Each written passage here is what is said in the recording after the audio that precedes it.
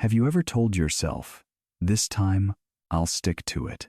Maybe you started learning something new. Maybe you bought a course, downloaded an app, made a plan that felt different this time. And for a few days, maybe even a week, it felt real, like you were finally moving forward. But then something small happened. You got busy one day. You skipped one session. You told yourself you'd continue tomorrow, and somehow tomorrow never came. And after a while, you stopped trying again.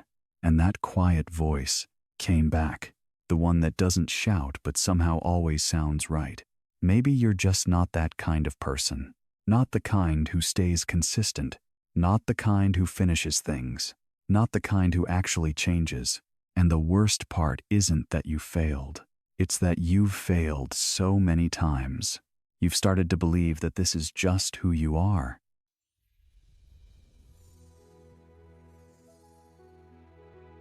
In a city where everything moved fast and nobody seemed to wait for anyone, there was a 3-1-year-old man named Marcus.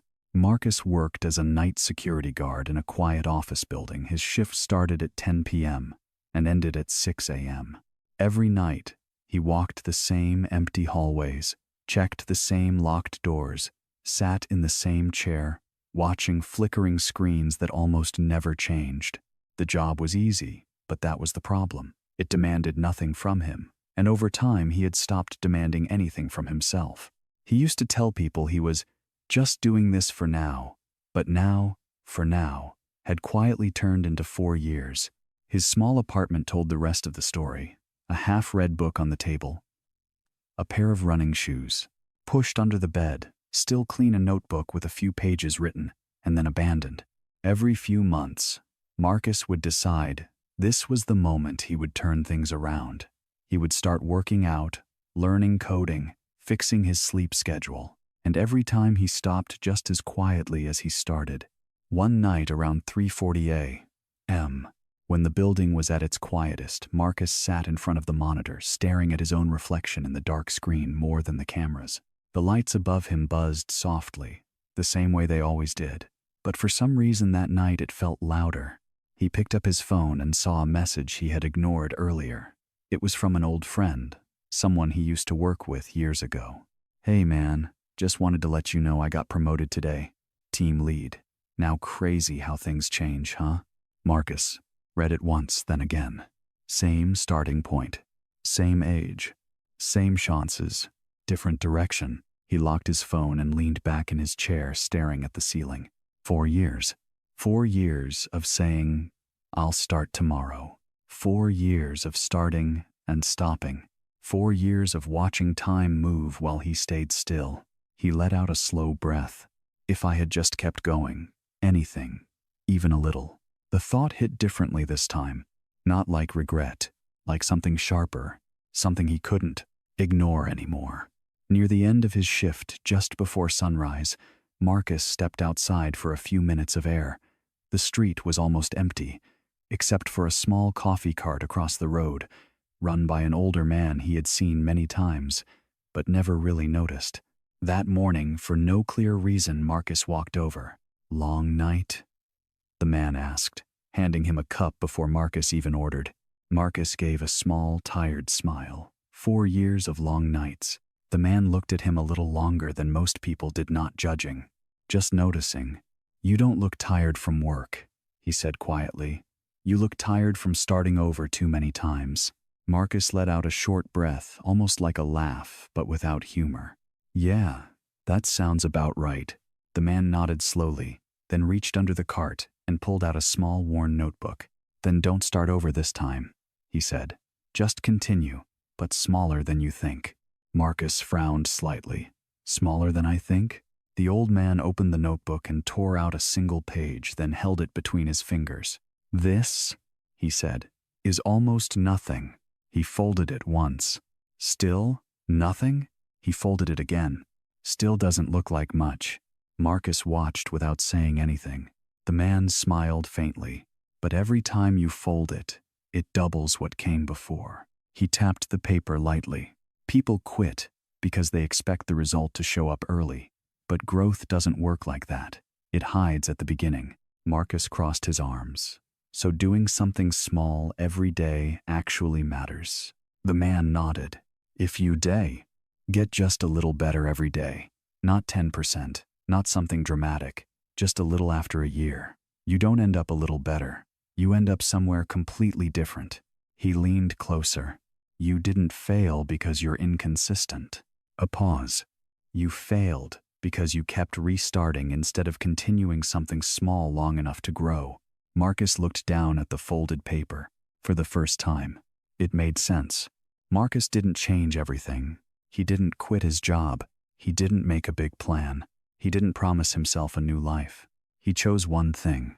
Every morning after his shift, before going to sleep, he sat at a small desk and opened a free coding tutorial. 15 minutes.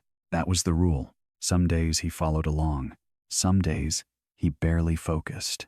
Some days he just watched and closed the laptop. But he didn't skip. Not once. After the first week, nothing changed. After the first month, still nothing. No skill. No progress he could see.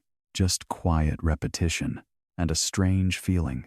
This time, he wasn't starting over. He was continuing. Somewhere around the third month, something shifted. Not big, not obvious, but Marcus felt it. The code that used to confuse him started to make sense. Small errors that once stopped him for hours now took minutes. He began to recognize patterns without trying. He didn't celebrate. He almost didn't notice. Until one morning he realized he wasn't forcing himself to sit down anymore. He just did. By the 5th month, he built a simple tool. Nothing impressive, but it worked. He showed it to a coworker. During break. You made this? Marcus nodded. For the first time in a long time, he didn't feel stuck. He felt in motion. By the 7th month, things no longer felt small. Marcus was still working the same night shift, walking the same hallways, but something about him had changed. His time wasn't empty anymore. It was building something. He started taking small freelance tasks online, fixing simple bugs, writing small pieces of code for people he had never met. The first payment was barely enough to matter, but it wasn't about the money. It was proof that what he was doing counted. By the 9th month, he had a few steady clients. Nothing big, nothing impressive, just consistent. The same way he had been, one small task at a time. And something unexpected happened. The discipline he built from those 15 minutes every morning started showing up everywhere. He cleaned his space. He slept better. He stopped wasting hours scrolling, not because he forced himself, but because he was no longer the same person. 1 year after that morning at the coffee cart, Marcus wasn't trying to change his life anymore. He had already done it, quietly, one small day at a time. Marcus's story isn't about coding. It's about something most people ignore because it feels too small to matter. You don't need a perfect plan. You don't need more motivation. You don't need to change everything at once. You just need to stop restarting and start continuing, even if what you do today feels insignificant. Even if it looks like nothing is happening, even if no one notices, it's counting. Every single day you don't quit. You fold the paper one more time, and one day you'll look back and realize you're not the same person anymore. So here's the only question that matters. What is the one thing, just one, that you're willing to improve a little bit tomorrow? Not perfectly, not dramatically, just enough to make sure you didn't stand still. Because 1 year from now, you will arrive at the same date. The only difference is whether you stayed where you are or became someone else. One small step at a time.